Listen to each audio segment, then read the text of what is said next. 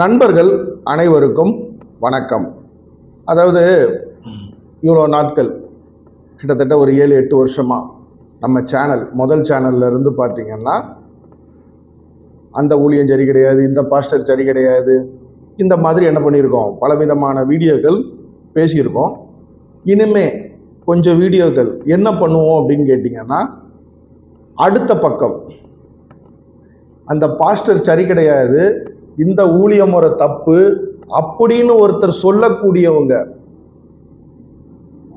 அதை எடுத்து பேசுகிற என்ன மாதிரி உள்ளவங்க, என்ன மாதிரி பேசிக்கிட்டு இருந்தவங்க, அவங்க என்ன சொல்லுவாங்க, ஒரு ஜேர்னலிஸ்ட்னு சொல்லுவோம் இல்லையா, நிருபர்கள் எப்படி வேணால் வச்சிங்க, இல்லை கிரிட்டிசைஸ் பண்ணுறவங்க, அந்த மாதிரி குறை கூறுபவர்கள். ஆனால் கண்டென்ட் கொடுக்குறவங்க அவங்க சைடில் உள்ளதை என்ன பண்ணுவோம், இனி வரக்கூடிய வீடியோக்களில் என்னோட அனுபவம், அதாவது இவ்வளோ நாள் கள்ள ஊழியம், கள்ள பாஸ்டர்கள், என்னோட அனுபவத்தில் இருந்து நான் பார்த்த ஒரு சில காரியங்கள்ல இருந்து பேசின மாதிரி இந்த கண்டென்ட் கொடுக்குற, இதை பற்றி பேசுங்க பிரதர் அப்படின்னு சொல்கிறவங்க அந்த சைடில் உள்ள விஷயத்தை என்ன பண்ணுவோம் பார்ப்போமா. என்னோட அனுபவத்திலேருந்து என்ன பண்ணுறேன் சொல்கிறேன். இது யாருக்கு பயன்படும் அப்படின்னு பார்த்தீங்கன்னா, இந்த மாதிரி கண்டென்ட் கொடுக்குறவங்க அவங்க ஒன்று, ஒன்று இந்த வீடியோ பார்த்துட்டு யாரோ ஒரு தம்பிமார்கள் தங்கச்சிமார்கள் நம்மளும் கிரிட்டிசைஸ் பண்ணலாம், அடுத்தவங்களை கேலி கிண்டல் பண்ணலாம், ட்ரோல் பண்ணலாம் அப்படின்ற இருக்கிற உங்களுக்கும் ஒரு ஆண்டவராகிய இயேசு கிறிஸ்து இந்த சார்லஸ் ஆகிய கழுதையாகிய என்னோட வாய் மூலமாக பேசுவாங்க அப்படின்னு நம்புகிறேன். அதாவதுங்க 2 சம்பவம் இந்த வீடியோவில் பார்ப்போம். யாரோட பேர்களும் நான் சொல்லலை, அதெல்லாம் வேண்டாம், தனிநபர் தாக்குதல் அதெல்லாம் தேவையில்லை. அதாவது ஒரு தம்பி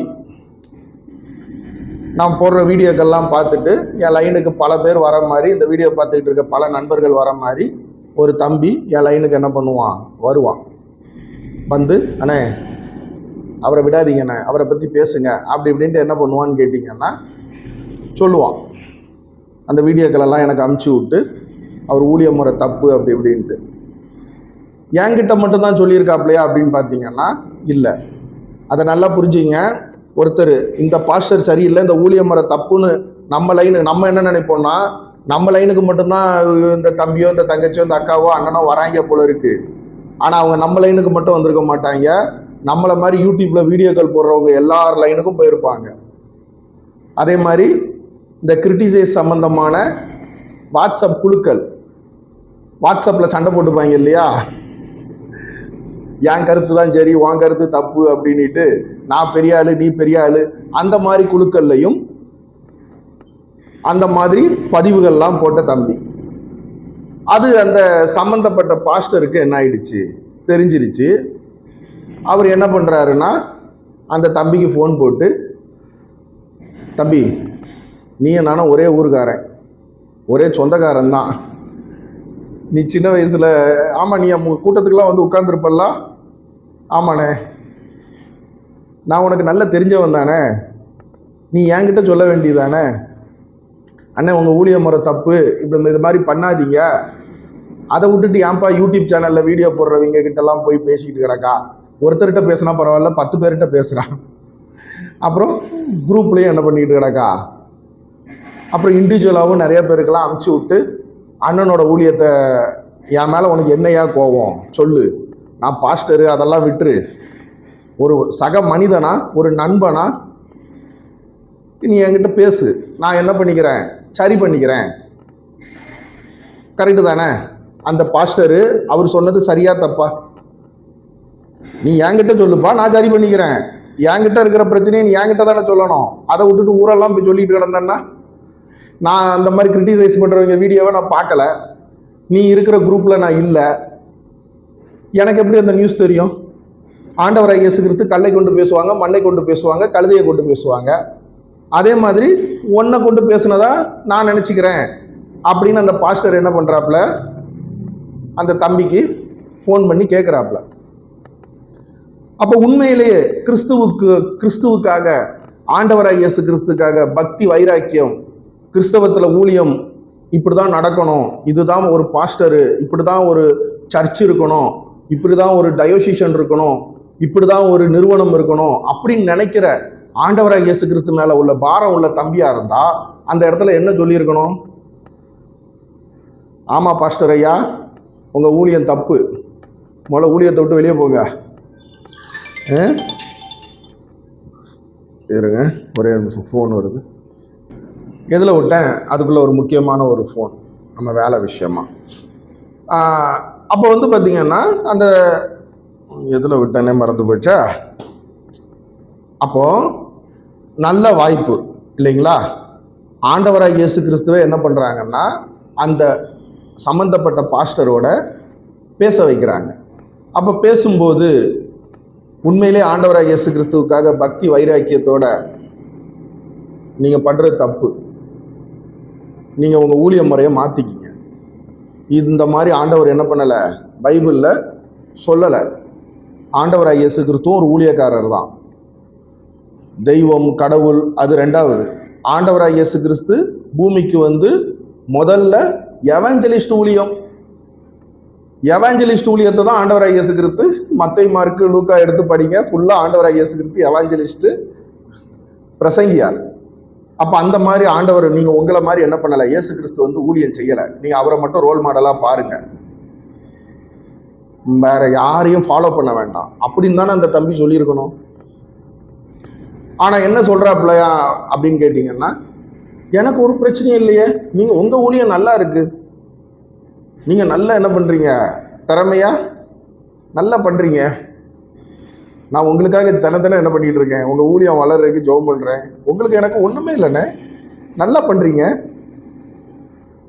அப்போ என்ன ஒரு கருத்து, அந்த கருத்தை தான் சொல்றது இல்லை, அடுத்தவங்களை சொல்ல விட்டு அடுத்தவங்களை வந்து என்ன பண்றது. எல்லாருக்குமே வாய் இருக்கு, எல்லாருக்குமே, அதாவது வாயின்றதோடங்க இந்த வீடியோ பார்த்துக்கிட்டு இருக்க உங்களுக்கு என்னோட சிந்தனையோட, நான் கிடையாது, இந்த யூடியூப்ல வீடியோக்கள் போடுறவங்க, இந்த கிரிட்டிசைஸ் பண்றவங்க, விமர்சனம் பண்றவங்க, அவங்க நாலேஜோட அதிகமா இருக்கும். ஒத்துக்கிறீங்களா? இல்ல இந்த வீடியோ பார்த்துக்கிட்டு இருக்க நீங்க யாரோ ஒருத்தர் யூடியூப்ல வீடியோ போடுறீங்க, உங்க சிந்தனையோட எனக்கு அதிகமா இருக்கும் சிந்தனை. நான் ஒரு 2 பாயிண்ட் பேசணும்னா நீங்க 10 பாயிண்ட் அருமையா பேசுவீங்க. நீங்க கூட நினைப்பீங்க, இத்தனை வருஷம் நம்ம சேனல் பார்த்தவங்களுக்கு இல்ல இந்த இந்த இதுக்கு ஏன் இவன் இப்படி மொக்க போட்டுக்கிட்டு இருக்கான், இதுக்கு இந்த பாயிண்ட வச்சு அருமையா பேசலாமே அப்படின்னு நீங்க உங்க மனசுக்குள்ள நினைச்சிருப்பீங்க. அதை ஒரு சிலர் கமெண்ட்டுகள் என்ன பண்ணுவீங்க, போடுவீங்க. இல்லை கமெண்ட்லாம் எதுக்கப்பா போடணும், நம்ம ஐடி கீடின்னு அது வேறு எதுக்கையா, அந்த மாதிரி நீங்கள் உங்கள் மனசுக்குள்ள இல்லை உங்கள் வீட்டில் உட்காந்து உங்கள் நண்பர்களுக்குள்ள பேசுவீங்க. அப்போ ஒரு பாஸ்டர்மார்கள் அவங்களா உங்க லைனுக்கு வராங்க. இப்போ இன்னைக்கு ஒரு ஒரு பிரபலமானவருப்பா, அவரை போய் பார்க்க முடியல, அவரோட குறைகளை என்ன பண்ண முடியல, சொல்ல முடியல, அவர் பிரசங்க முறை தப்பு, அவரோட வழிபாட்டு முறை தப்பு, அவரோட டீச்சிங் முறை தப்பு, அவரோட ஆராதனை முறை தப்பு, அவரோட ஒர்க்ஷிப் முறை தப்பு, ஃபெலோஷிப் ஒர்க்ஷிப் தப்பு. இதை போய் அவர்கிட்ட என்ன பண்ண முடியல. அவர் ஃபோனை போட்டாலும் அவங்க பிஏ எடுத்து பேசுறாங்க, அவங்க மேனேஜர்னு யாரோ பேசுறாங்க, இல்லை அவரே எடுத்து நான் மேனேஜர் பேசுறேன்ட்டு பேசுறாரு. அவரை போய் நேரில் போய் பார்க்க போனா ஒரு 10 பேரை தாண்டி தான் அவர்கிட்ட போக வேண்டியது இருக்கு. சும்மா ஜோம் பண்றேன்னு போனா ஓகே, ஐயா உங்க ஊழிய முறை தப்பியான்னு நான் பேச போறேன்னா யாராவது உள்ள விடுவாங்களா? அப்போ அந்த 10 பேரை தாண்டி என்னால போய் பார்க்க முடியல.